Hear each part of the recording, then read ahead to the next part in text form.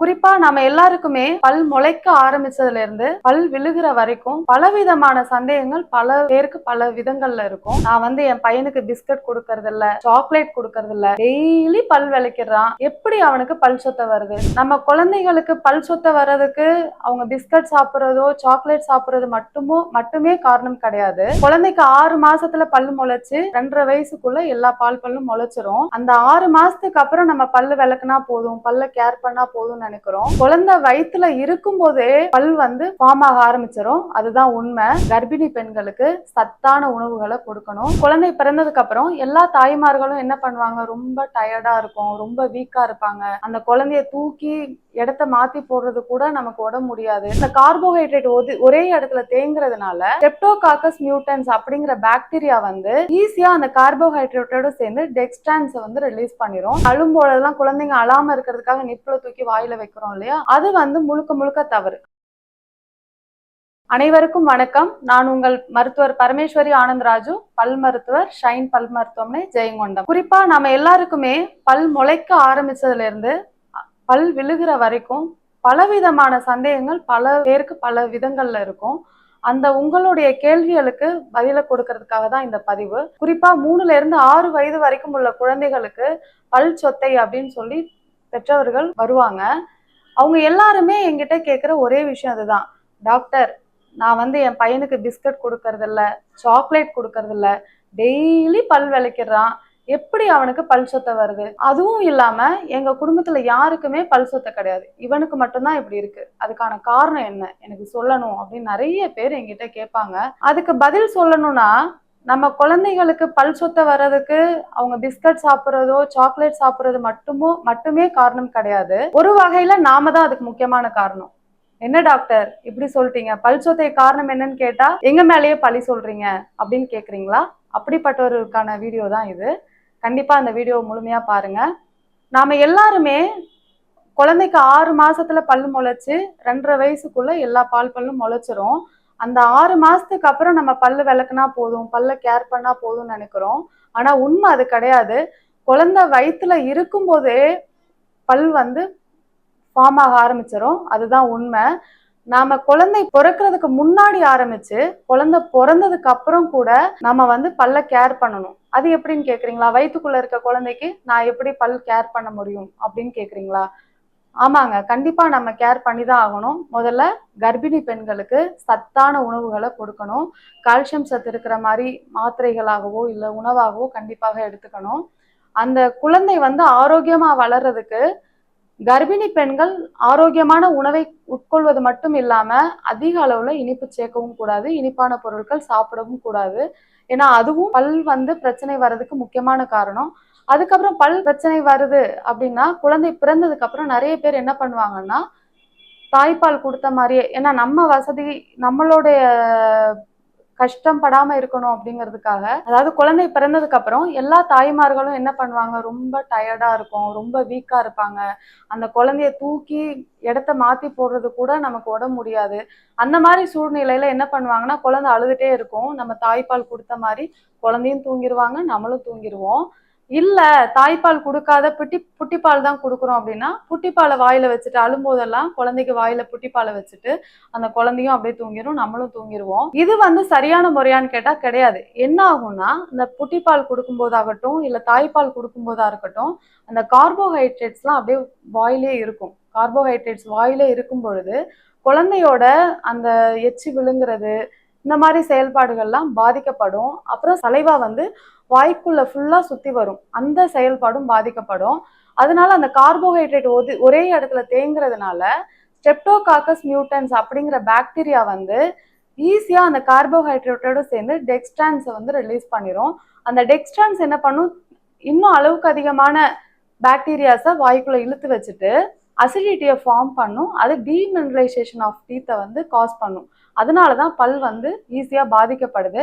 இது தெரியாத நம்ம குழந்தை அழும்போதெல்லாம் புட்டிப்பாலை தூக்கி வாயில வைக்கிறது இல்லை அப்படின்னா, நம்ம அந்த புட்டிப்பால் மேல பாசிஃபயர்ஸ் இருக்கு இல்லைங்களா, அந்த ஹனி போட்ட நிப்புள் இல்லை அழும்போதெல்லாம் குழந்தைங்க அழாம இருக்கிறதுக்காக நிப்புல தூக்கி வாயில வைக்கிறோம் இல்லையா, அது வந்து முழுக்க முழுக்க தவறு. அந்த மாதிரி வைக்கும்போது கார்போஹைட்ரேட் அதிக அளவுல வாயில இருந்துட்டே இருக்கும்போது அந்த ஸ்ட்ரெப்டோகாக்கஸ் மியூட்டன்ஸ்ங்கிற பாக்டீரியா அதுக்கான சூழ்நிலை, அது வாழ்றதுக்கான சூழ்நிலை எல்லாம் ரொம்ப அதிகமா இருக்கும். அதனால பாக்டீரியாஸ் அதிகமா ஃபார்ம் ஆயிட்டு அசிடிட்டி ரிலீஸ் பண்ணிரும்.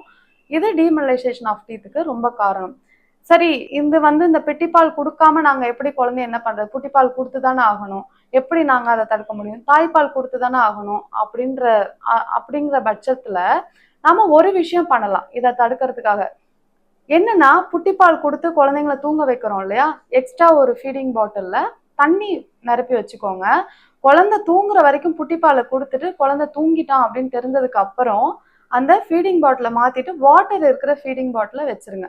அப்படி வைக்கும்போது அந்த கார்போஹைட்ரேட்ஸ் குமுலேட் ஆயிட்டு பாக்டீரியா ஃபார்ம் ஆகிறதுக்கான சான்சஸ் கொஞ்சம் குறையும். தாய்ப்பால் கொடுக்குறவங்க குழந்தை தாய்ப்பால் கொடுத்து முடிச்சதுக்கு அப்புறம் ஒரு வெள்ளை துணியில ஈரத்துல நினைச்சிட்டு அந்த வெள்ளை துணி நல்ல சுத்தமா இருக்கணும். அந்த துணியை எடுத்து அந்த கம்ஸை லைட்டா தொடச்சி விட்டீங்க அப்படின்னாக்க அந்த பல் முளைச்சதுக்கு அப்புறம் அந்த முளைக்கிற பல் ஹெல்த்தியா இருக்கும்.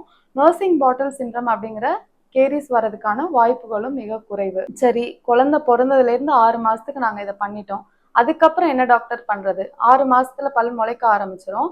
அதுக்கப்புறம் என்ன டாக்டர் பண்றது அப்படிங்கிறது நிறைய பேரண்ட்ஸ்க்கு கொஸ்டினா இருக்கும். 6 மாசத்துல பல் முளைக்க ஆரம்பிச்சிருச்சு அப்படின்னா 2.5 வயசு வரைக்கும் முளைச்சிக்கிட்டே இருக்கும். அந்த முளைக்கும் பொழுது எல்லா பற்களையுமே அதாவது குழந்தைங்களுக்கு ப்ரஷ் பண்ண தெரியாது, பர்சனலா நம்ம கேர் எடுத்து ப்ரஷ் பண்ணி விடணும். இந்த வாய் கொப்பளிக்க குழந்தைங்களுக்கு கற்றுக் கொடுக்கணும். இது எவ்வளோ தூரம் தொடரணும் அப்படின்னா 6 வயசு வரைக்குமே நம்ம வந்து இதை கண்டினியூ பண்ணணும். 2.5 வயசு ஆகும் பொழுது முதல்ல பல் முளைக்கும் பொழுது டாக்டர் கிட்ட ஒரு செக்அப் கூப்பிட்டு போகணும். 2.5 வயசு ஆகும் பொழுது டாக்டர் கிட்ட திருப்பியும் செக்அப் கூப்பிட்டு போயிட்டு பல்லெல்லாம் நல்லா இருக்கா, சுத்தமா இருக்கா அப்படிங்கிறத செக் பண்ணிக்கணும். இல்லை அதையும் தாண்டி பல் சொத்தை வந்துருச்சு அப்படின்னா அதை அப்படியே விட்டுறக்கூடாது. ஏன்னா நிறைய பேரண்ட்ஸ் கேட்பாங்க, இது பால் பல்லு தானே டாக்டர், இதை எதுக்கு போய் ட்ரீட்மெண்ட் பண்ணிக்கிட்டு, அதுவே விழுந்து முளைச்சிடாதா அப்படின்னு நிறைய பேர் கேட்பாங்க. ஆனா அது மிக மிக மிக தவறு. பால் பற்களையும் கண்டிப்பாக சிகிச்சை எடுத்துக்கொள்ள வேண்டும். நம்ம பால் பல்ல சொத்தை தானே, விழுந்து முளைக்கிற பல்லு தானேன்னு சொல்லிட்டு அந்த சொத்தையை கிளியர் பண்ணாம விட்டுட்டோம் அப்படின்னா அந்த பாக்டீரியாஸ் வாயில இருக்கிறதுக்கான வாய்ப்புகள் ரொம்ப அதிகம். 6 வயசுல புது பல் வந்து முளைக்க ஆரம்பிக்கும். பால் பல்கள் வந்து 20 பல்லு தான். மீதி இருக்கிற 12 பல்லுமே, நமக்கு இருக்கிற 32 பல்லுல 20 பல் மட்டும்தான் பால் பல். அந்த 20 பல் மட்டும்தான் விழுந்து முளைக்கும். மீதி 12 பல்லுமே டைரக்டா முளைக்கிறது. சொத்த பற்களை நம்ம வாயிலே வச்சுட்டு இருக்கும் பொழுது, அதாவது பால் பல்லு தானே, அதை எதுவும் ட்ரீட்மெண்ட் பண்ண வேணாம் அப்படின்னு அதை கேர்லெஸ்ஸா விடும்போதைக்கு அந்த புதுசா முளைக்கிற பற்களுமே சொத்தையாகிறதுக்கான வாய்ப்புகள் மிக மிக அதிகம். அது மட்டும் இல்லாம இப்ப இந்த சொத்தையான பால் பல் வந்து 6 வயது தொடங்கி 12 வயசு வரைக்கும் விழுந்து முளைக்கும். ஒவ்வொருத்தருக்குமே அவங்களுடைய ஜெனட்டிக்ஸை பொறுத்து மாறுபடும். சிலருக்கு டிலேட் எரப்ஷன் இருக்கலாம், சிலருக்கு சீக்கிரமே கூட பல் முளைச்சிடலாம். அந்த மாதிரி இருக்கும்போதைக்கு 6ல இருந்து 12 வயசு வரைக்கும் அதுக்குள்ள எல்லாருக்குமே அந்த பால் பல் விழுந்து முளைச்சிரும். அந்த பால் பல் கரெக்டா அந்த முன்னாடி பற்கள், முன் பற்கள்லாம் பாத்தீங்கன்னா 6 to 8 வயசுக்குள்ள விழுந்து முளைக்கணும். அப்படி பால் பல் விழுந்து முளைக்கும் போது அந்த கரெக்டான பீரியட்ல விழுந்தாதான் அந்த புதுசா முளைக்கிற பல் வந்து நமக்கு அலைன்மெண்ட் கரெக்டா இருக்கும். நமக்கு ஒரு 10 வயசுல விழுற பல் வந்து 8 வயசுல நம்ம எடுத்துட்டோம், சொத்தையாயிட்டு கேப் ஆயிடுச்சு, எடுத்துட்டோம் அப்படின்னாக்க புதுசா முளைக்கிற பல் வந்து மால் அலைன்மெண்டா ஒரு பல் வரிசை வந்து சரியா இல்லாம மாறி மாறி மாறி சிலருக்கு பாத்தீங்கன்னா ஒரு ஒழுங்கான அமைப்பே இருக்காது. அதுக்கு காரணம் அளவுக்கு அதிகமான சொத்தை பற்கள் இருந்து அதை நம்ம எடுத்துறது, நமக்கு தெரியாம பால் பல் தானே அப்படின்னு எடுத்துறதுனால வருது. அதனால ஒரு குழந்தைக்கு நல்ல ஒரு முக அமைப்பு வேணும், நல்ல பல் வரிசை வேணும் அப்படின்னா கண்டிப்பா பால் பற்களையும் நம்ம சிகிச்சை எடுக்கத்தான் வேணும். அதற்கப்புறம் நம்ம பல் வந்து ட்ரீட்மெண்ட் எடுக்கிறது மட்டும்தான் நம்ம வந்து பல்ல காப்பாத்துறதுக்கு வழியா அப்படின்னு கேட்டா அது மட்டுமே போதாது. நிறைய பேர் வந்து ஓரல் ஹைஜீனை கரெக்டாக மெயின்டைன் பண்ணுறது கிடையாது. இந்த ஓரல் ஹைஜீனை கண்டிப்பாக மெயின்டைன் பண்ணணும். காலையிலையும் நைட்டும் 2 டைம் ப்ரஷ் பண்ணணும். இது போக ஸ்வீட் சாப்பிடாம இருக்கணும் அப்படிங்கறலாம் தேவையில்லை.